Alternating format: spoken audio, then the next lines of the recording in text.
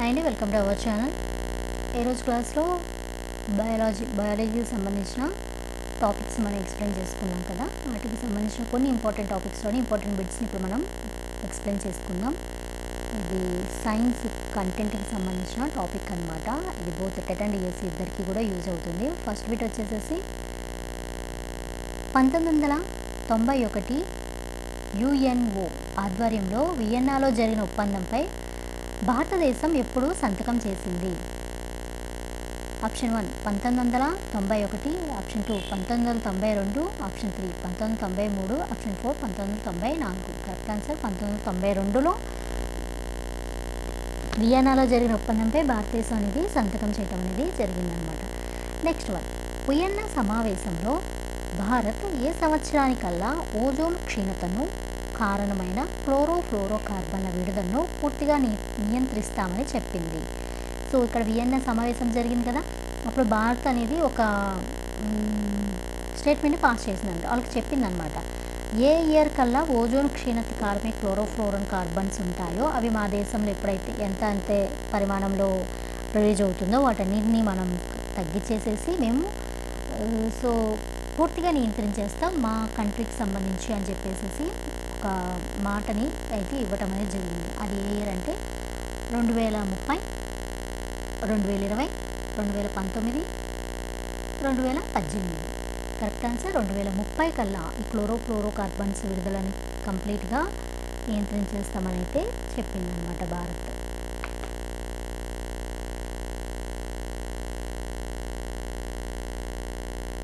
Next one, భారతదేశంలో క్లోరోఫ్లోరోకార్బన్లకు ప్రత్యామ్నాయంగా ఏ పదార్థాన్ని తయారు చేసి రిఫ్రిజిరేటర్లు, ఎయిర్ కండిషన్లో ఉపయోగిస్తున్నారు? భారతదేశంలో క్లోరోఫ్లోరోకార్బన్లకు ప్రత్యామ్నాయంగా అంటే ఆల్టర్నేటివ్ అనమాట ఏ పదార్థాలను తయారు చేసి రిఫ్రిజిరేటర్లు, ఎయిర్ కండిషన్లో ఉపయోగిస్తున్నారు? Option 1 135A, option 2 134A, option 3 133A, option 4 132A. Correct answer 134A అన్నమాట. నెక్స్ట్, లండన్ సదస్సు ఏ సంవత్సరంలో జరిగింది? లండన్ సదస్సు ఏ సంవత్సరంలో జరిగింది? Option 1 1992, option 2 1993, option 3 1994, option 4 1995. Correct answer 1992లో జరిగిందన్నమాట. నెక్స్ట్ వన్,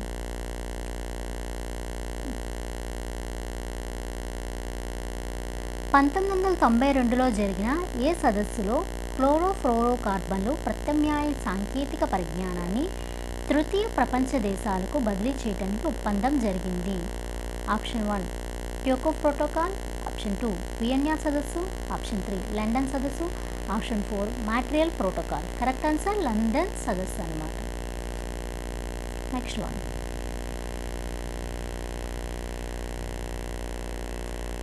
భూగోళం సగటు ఉపరితల ఉష్ణోగ్రత ఎంత? భూగోళం సగటు ఉపరితల ఉష్ణోగ్రత ఎంత? Option 1 15.4 centigrades, 16.4 centigrades, 17.4 centigrades, 10.4 centigrades. భూగోళం సగటు ఉపరితల ఉష్ణోగ్రత వచ్చేసి 15.4 డిగ్రీ సెంటీగ్రేడ్స్, 15.4 డిగ్రీ సెంటీగ్రేడ్స్ అన్నమాట. నెక్స్ట్,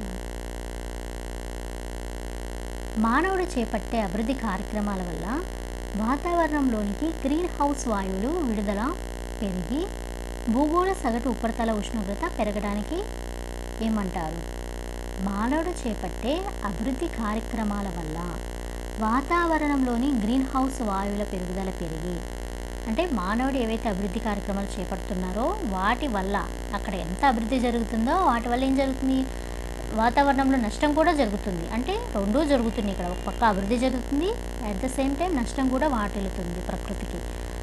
వాతావరణంలో గ్రీన్ హౌస్ వాయువుల విడుదల ఏమవుతుంది? పెరుగుతుంది. దానివల్ల ఏం జరుగుతుంది? భూగోళం సగటు ఉపరితల ఉష్ణోగ్రత పెరగడానికి కారణమవుతుంది. అంటే ఉన్నదానికన్నా అంటే సగటు ఉష్ణోగ్రత ఎంత ఉండాలో దానికన్నా డబల్ అవుతుంది మనకి. దాన్ని ఏమంటారు అంటే ఆప్షన్ 1 ఆమ్లవర్షం, ఆప్షన్ 2 క్షారవర్షం, ఆప్షన్ 3 ఓజోన్ క్షీణత, option 4 global warming. Correct answer global warming.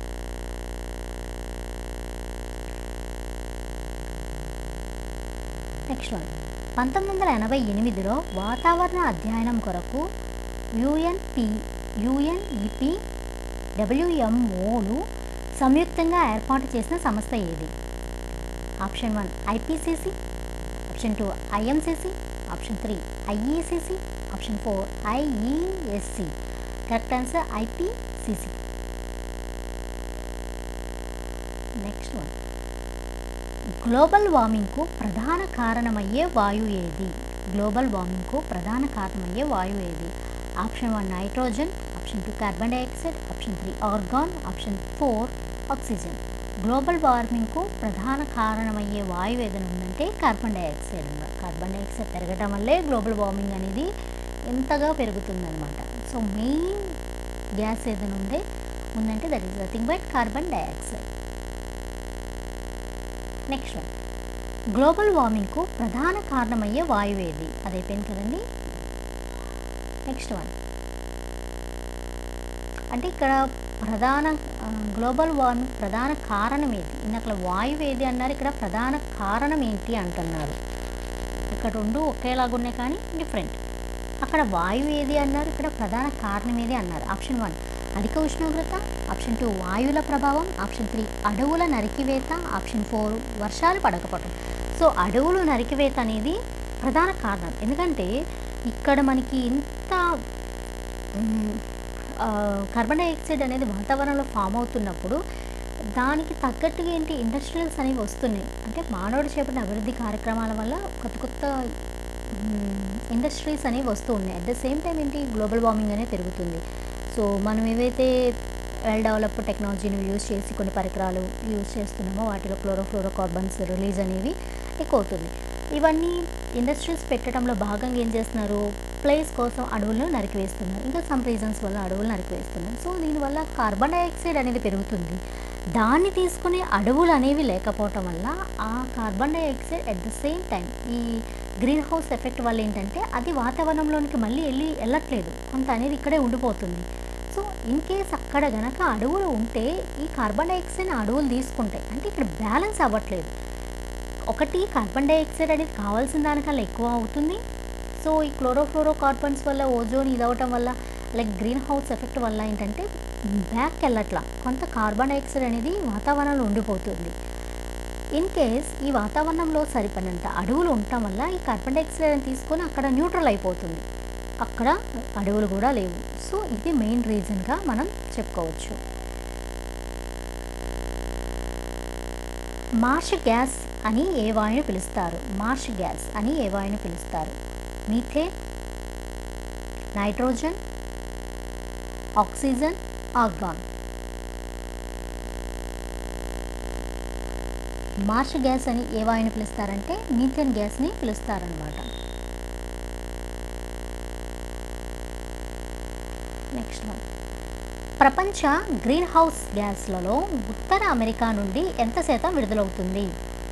ప్రపంచం మొత్తం మీద గ్రీన్ హౌస్ గ్యాసెస్లో ఉత్తర అమెరికా నుంచి ఎంత విడుదలవుతుందంటే first one 35.3%, second one 33.2%, third one 40.3%, fourth one 44.2%. Correct answer 33.2% అనమాట ఉత్తర అమెరికా నుంచి విడుదలయ్యే గ్రీన్ హౌస్ గ్యాసెస్లో పర్సంటేజ్ అనమాట. IPCC విడుదల చేసిన 5th అసెస్మెంట్ రిపోర్ట్ 2014 ప్రకారం గరిష్ట స్థాయిలో కార్బన్ ఉద్గారాలు విడుదల చేస్తున్న దేశాల్లో భారతదేశం ఎన్నో స్థానంలో ఉంది?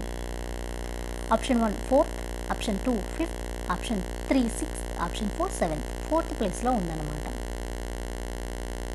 నెక్స్ట్ గ్రీన్ హౌస్ వాయువుల వినియోగంలో భారతదేశం ఎన్నో స్థానం? Option 1 100, option 2 120, option 3 99, option 4 95. Correct answer 120.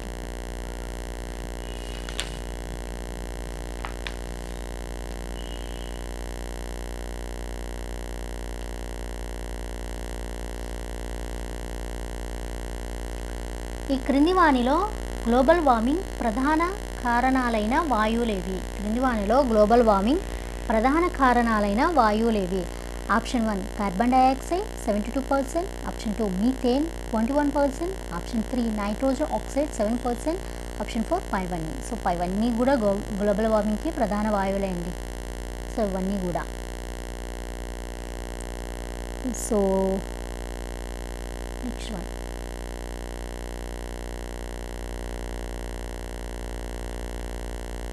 వాతావరణంలోకి చేరిన కార్బన్ డైఆక్సైడ్ వాయువు యొక్క జీవితకాల పరిమితి. వాతావరణంలోనికి చేరిన కార్బన్ డైఆక్సైడ్ వాయువు యొక్క జీవితకాల పరిమితి. Option 1 10 to 20 years. అంటే వాతావరణం చేరిన వాయువు, కార్బన్ డై వాయువు ఉంటుంది కదా, దాని యొక్క జీవితకాల పరిమితి ఏంటంటే option 1 10 to 20 years, option 2 20 to 30 years, option 3 30 to 50 years, option 4 30 to 95 years. So దీని యొక్క జీవిత కాలం వచ్చేసి 30 నుంచి 90 సంవత్సరాలు ఉంటుందన్నమాట. నెక్స్ట్, వాతావరణంలో చేరిన నైట్రస్ ఆక్సైడ్ వాయువు యొక్క జీవిత కాల పరిమితి. ఆప్షన్ 1 130 సంవత్సరాలు, ఆప్షన్ 2 110 సంవత్సరాలు, ఆప్షన్ 3 121 సంవత్సరాలు, ఆప్షన్ 4 120 సంవత్సరాలు. కరెక్ట్ ఆన్సర్ 121 సంవత్సరాలు అనమాట నైట్రస్ ఆక్సైడ్ యొక్క జీవితకాలం. నెక్స్ట్ వన్, వాతావరణంలో చేరిన మీథేన్ వాయువు యొక్క జీవితకాల పరిమితి. 20 ఇయర్స్, 20 సంవత్సరాలు, ఆప్షన్ 2 12 సంవత్సరాలు, ఆప్షన్ 3 15 సంవత్సరాలు, ఆప్షన్ 4 50 సంవత్సరాలు. 12 సంవత్సరాలు అన్నమాట. వాతావరణంలోకి చేరిన క్లోరోఫ్లోరో కార్బన్ జీవితకాల పరిమితి 30 నుంచి 130 సంవత్సరాలు, 20 నుంచి 100 సంవత్సరాలు, 10 నుంచి 50, 10 నుంచి 100 సంవత్సరాలు. కరెక్ట్ ఆన్సర్ 30 నుంచి 130 సంవత్సరాలు. వాతావరణంలో చేరిన నీటి ఆవిరి జీవితకాల పరిమితి 10 రోజులు, 9 రోజులు, 1 నెల, 1 సంవత్సరం. సో 9 రోజులు అండి. సో ఇవన్నీ రిమైనింగ్ బిట్స్ అనేవి నెక్స్ట్ క్లాస్లో మనం ఎక్స్ప్లెయిన్ చేసుకుందాం. Thank you.